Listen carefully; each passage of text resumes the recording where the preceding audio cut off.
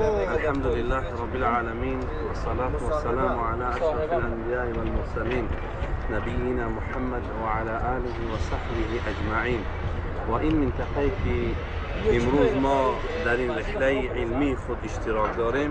این منطقه را منطقه جبل احد میگویند که یکی از معرکه های اسلام و یکی از جنگ هایی که با ضد مشرکین، با ضد دشمنان خدا و پیامبر پیوست در همین منطقه انجام یافته است. از جمله این کوهی که امروز از شما در نوار دیده ایستاده اید، این کوه احد است که رسول خدا صلی الله علیه و سلم می فرمایند که احد کوهی است که او ما را دوست می دارد و ما او را دوست می داریم. و در این منطقه هنگامی که مشرکان مکه خواستند که هجوم بیاورند بر مدینه منوره، پیامبر گرامی صلی الله علیه و سلم و اصحابش اونها را پیشگیری کردند در همین مکان که تا که داخل مدینه منوره نشوند و اونجا که زنهای مسلمانان و فرزندان مسلمانان بود خسارت زیاده بر فرزندان مسلمانان میشد. و در همین منطقه که شما دیده ایستاده اید، همینجا جنگ به وقوع پیوست که مشرکان از همون طرف به سوی مدینه میخواستند که بیایند. و از همون طرف وقتی که هجوم کردند، پیامبر خدا با سروری عبدالله ابن جبیر در بالای همین کوهی که حاضر ما و شما ایستاده ایم که جبل رماد یعنی کوه تیراندازان نامیده می شود، همه ما که اینجا قرار داریم با سروری عبدالله ابن جبیر در اینجا یک منطقه از عسکرهای اسلام که صحابگان پیامبر بودند در همینجا قرارشان داد و گفت که حتی که اگر ببینید که پرنده ها گوشت های تنه ما را میبرند، از این کوه پایان نشوید، زیرا که از نگاه جنگی این کوه یکی از موضع های مهمی بود که سیطره جنگ در دست کسی بود که اینجا او حضور داشت. و هنگامی که در این منطقه مشرکان بار یعنی شکست خوردن، اقیم نشینی خود را اعلان کردند و هنگامی که صحابگانی که بالای این کوه جبل رماد بودند، اونها فکر کردند که مشرکان شکست خوردند و خواستند که مال غنیمت بگیرند و نفهمیدند که پیامبر خدا اونها را امر شدید کرده بود تا که در این منطقه بمانند. متاسفانه بعضی از این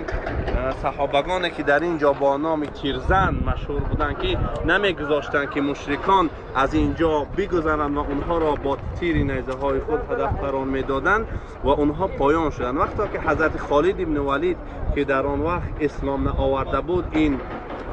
وضعیت را دید، با سربازان خود با روایتی که از پشت کوه احد آمد و با روایت دیگر که از پشت کوه جبل رمات آمد و مسلمان ها را در همین منطقه محاصره کرد. و در همین منطقه که وقتی که محاصره کرد، در اینجا جنگ با پیوست که مسلمانان در مابین دو گروه کافران قرار گرفتند که در اینجا زیاده از 70 صحابه پیامبر رضی الله عنهم اجمعین که از جمله حضرت امیر حمزه که امیر همین منطقه بود و امیر این جیش بود و یکی از مقاتلین راه خدا و سید شهدا بود، در این منطقه به شهادت رسید. و همچنانه که میبینید در این داخل این یک چارپنجه که هست، زیاده از 70 اصحاب پیامبر صلی الله علیه و سلم اینجا به شهادت رسیدند. پیش از این که یک چیز را در یاد شما بیاوریم، اولا قبر اصحاب پیامبر اینجا نبود، بلکه قبر اصحاب پیامبر از امو کوه پایان بود. وقتی که سیل آمد و اون کوه را شوشت، بعد سالها مرده های اونها را آوردن و اینجا گور کردن که اینجا را شهدای احد میگویند که زیاده از 70 یعنی 70 صحابه پیامبر صلی الله علیه و سلم اینجا به شهادت رسیدند. و این است مختصر از جنگ احد و از جنگی که اصحاب پیامبر اینجا شهید شدند و مقبره جماعی هست که هر یک از اصحاب پیامبر صلوات الله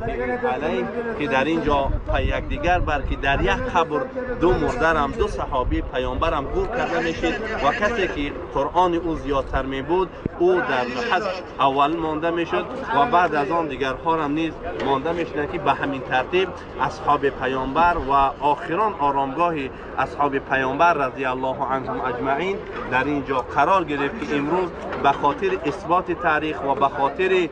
در یاد آوردن سیرت پیامبر و سیرت اصحاب و جانبازی هایی که برای دین خداوند کردند، مسلمانان از تمام اطراف و اکناف دنیا می آیند و این را مشاهده می کنند و می بینند و بار دیگر عزت اسلام و عزت اصحاب پیامبر و چطور اونها برای دین خداوند جانبازی های کردند برای امت اسلام نشان می دهند. السلام علیکم و رحمت الله و برکاته.